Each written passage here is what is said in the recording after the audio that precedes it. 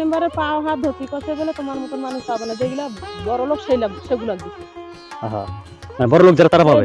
তাক বিল দিচ্ছে, তার বিল উঠে আনছে। এই যে রেশন কার্ড এগুলো সম্পূর্ণ আমরা বলে পা হাত ধরতে তাও আমাকে দেয়নি।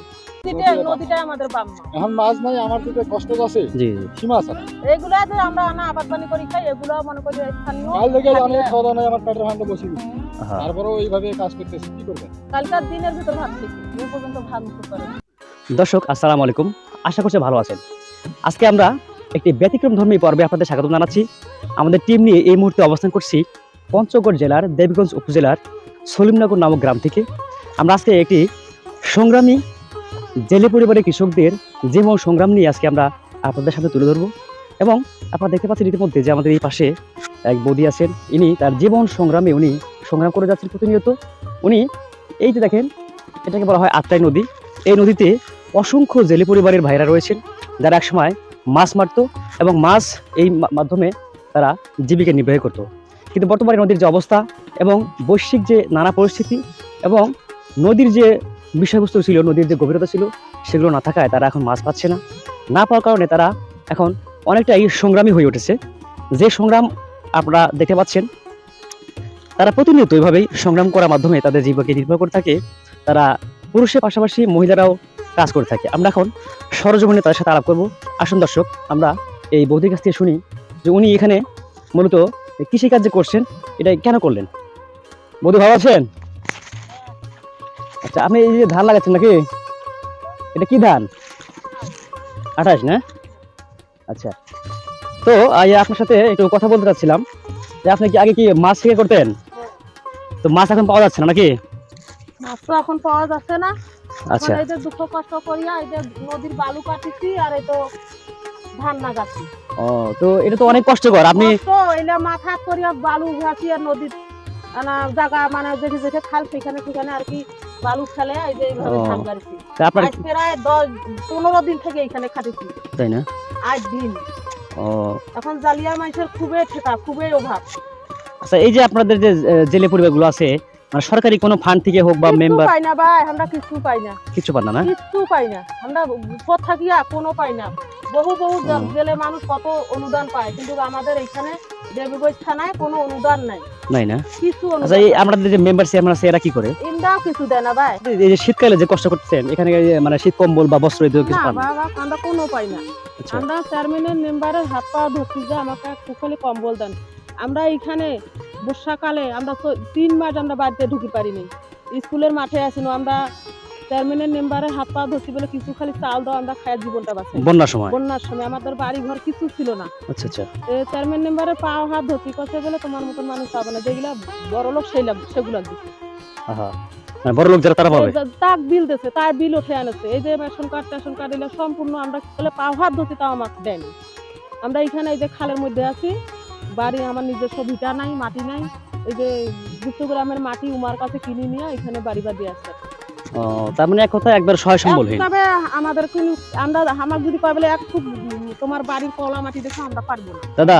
আর যদি খালি বলে না, আর কইছিল কি জানেন? কি? তোমাকে খালেকে বাড়ি বাড়ি বান্ধা কইছিল।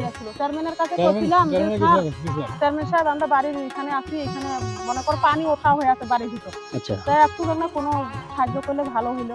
বুঝলে এলাকাতে বলে তোমাকে খালের মধ্যে বাড়ি বান্ধা কইছে।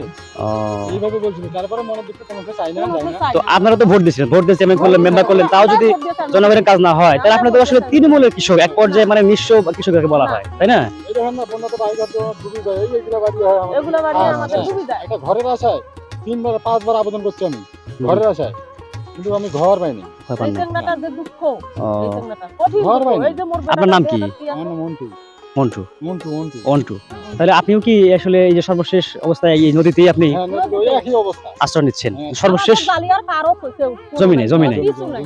আমাদের জালি জেলে মানুষের যেগুলো আছে সব খালি আমার নদীটার উপর নির্ভর। নদীটার উপর মানে নদী আপনাদের বাপ মা? নদীটাই আমাদের বাপ মা। এখন মাছ নাই, আমার দিকে কষ্ট আছে। জি, সীমা ছাড়া এগুলো যে আমরা আবাদ পানি করি খাই, এগুলো মনে করি স্থানীয়। কাল থেকে অনেক খাওয়া নাই, আমার পেটের ভান্ডে বসে গেছি। তারপরেও এইভাবে কাজ করতেছি, কি করবেন? কালকার দিনের ভিতর ভাত খেয়েছি, এ পর্যন্ত ভাত মুখ করেনি। দর্শক, আসলে এই ধরনের মানুষের সকলেই খেয়াল রাখা উচিত। আসলে আমাদের এটা একটা খেয়াল আছে না। নিজের একটা দায়িত্ব।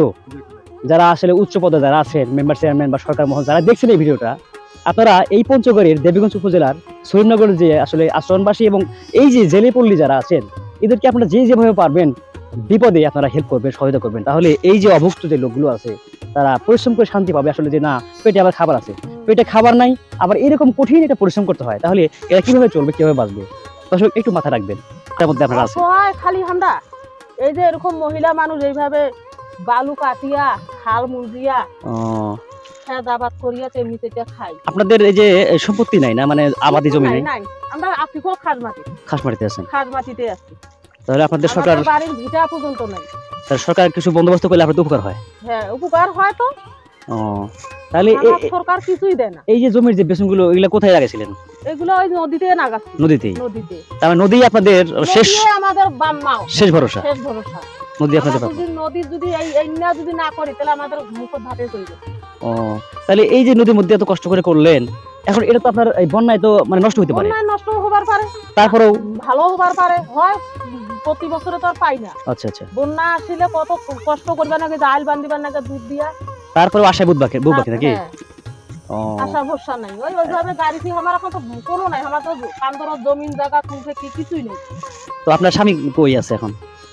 ওই কি কান্দর কাম করি। কান্দর, তার মানে সবাই পরিশ্রম করেন? পরিশ্রম সবাই, আমরা কোনো মানুষ মাইয়া সবাই থাকিতে এই নদীটা চেতে ভাতের জন্য। আমার জালিয়ার মতন অসহায় নদীর মাছ না থেকে যে আমাদের কষ্ট হয়েছে। এই যে আগে মাছ ছিল না? আগে মাছ ছিল, আগে এরকম পরিশ্রম। এখন আর পাওয়া যাচ্ছে না? এখন নাই। আর ছেলে মেয়ে আছে আপনার? আছে, ওই যে এটা আমার বড় ছেলে। আর আপনার নাম কি? ওর নাম লক্ষ্মী। লক্ষ্মী রানী। আচ্ছা দর্শক, আমরা এই একজন বৌদির কাছে শুনলাম তার জীবন সম্পর্কে। আমরা আরো এখানে কিছু ভাইরা আছে, তাদের মুখ থেকে একটু আমরা তাদের মুখে থেকে বয়ান নিতে চাচ্ছি।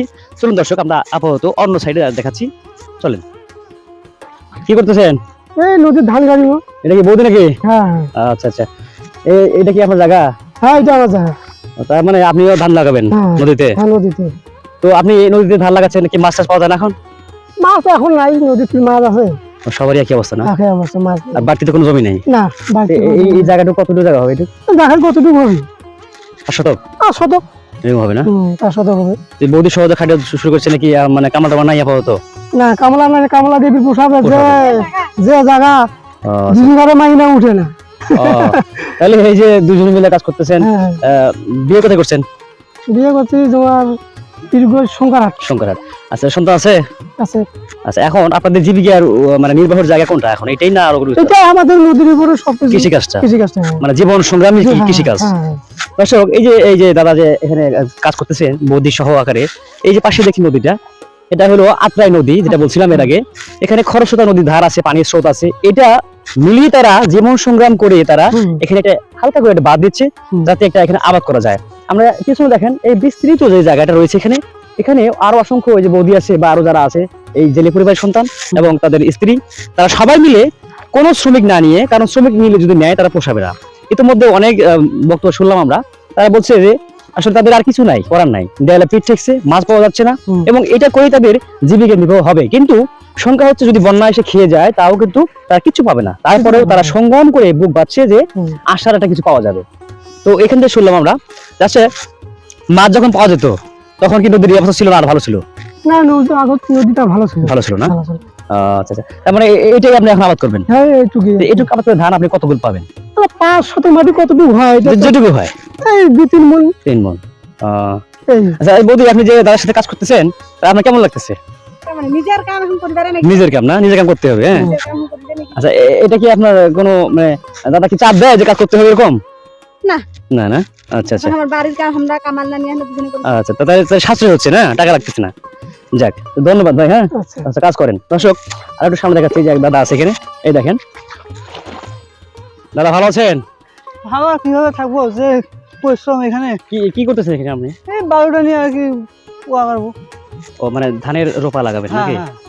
ও, তার মানে এই যে আপনি আপনার নিজস্ব কোনো সম্পত্তি নাই, জমি না নেই? না না, কোনো সম্পত্তি নেই, আমার নদীর সম্পত্তি। এই যে জায়গাটা করলেন আপনি নদীর মধ্যে, এটা বাদ দিয়ে করতেছেন, এই যে ভাড়া করে মাটি নিয়ে এসে আপনার কষ্ট হচ্ছে না? খালি কষ্ট এলে মনে হয় সিমেন্টের থেকে বেশি ভার না? তাহলে এই যে কষ্ট করতেছেন আপনি, আগে কি আপনি মাছ মারতেন? হ্যাঁ, মাছ মারি, কিন্তু এখন তো মাছ পাওয়া যায় না। আমি নদীতে খাইতেছি। তো মাছ না পাওয়ার কারণটা কি? মাছ এখন কি করে, শীতের দিন এখন মাছ মারা খুব কষ্ট, এই জন্য নদীতে ধরছি। তো এখানে ও আগাড়ি যা হয়। এই যে এখানে আপনি কত মন ধান পাবেন বলে মনে হয়? এই কত মন হাই যে পাই তো 10 মন। 10 মন। এটা হবে বলে কোনো নিশ্চয়তা নেই না না না, এটা মধ্যে হতেও বন্যা পারে। আসলে শেষ। শেষ হবে, তারপরেও আশায় বুধ বাড়ছে। হ্যাঁ। আচ্ছা, তাই হোক। তাহলে আপনার কি বিয়ে করছেন? হ্যাঁ বিয়ে করছি। সন্তান কয়টা? দুইটা। 2টা না? তা আপনার মূলত জীবিকার উৎস কি? আপনি কি করেন এখন বর্তমানে? এখন বর্তমান কি কাজ, যে কৃষি কাজে করতেছি। কৃষিকাজ, টুকটাক মাছ মারেন? হ্যাঁ মাছ মারি। ও, তার মানে অনেক পরিশ্রমী একটা হ্যাঁ জীবন। পরিশ্রম। বুঝতে পারছি। দর্শক, এই যে এই ভাইয়ের মতো অনেক ভাই আছে এরকম। আসলে আমরা এই যে আজকে এই আচার নদীতে পঞ্চগড়ে অবস্থান করছিলাম, এখানে মহিলা থেকে শুরু করে আমার কৃষক ভাইরা যারা আছে, এদের জমি নেই, এরা মৎস্যজীবী ছিলেন।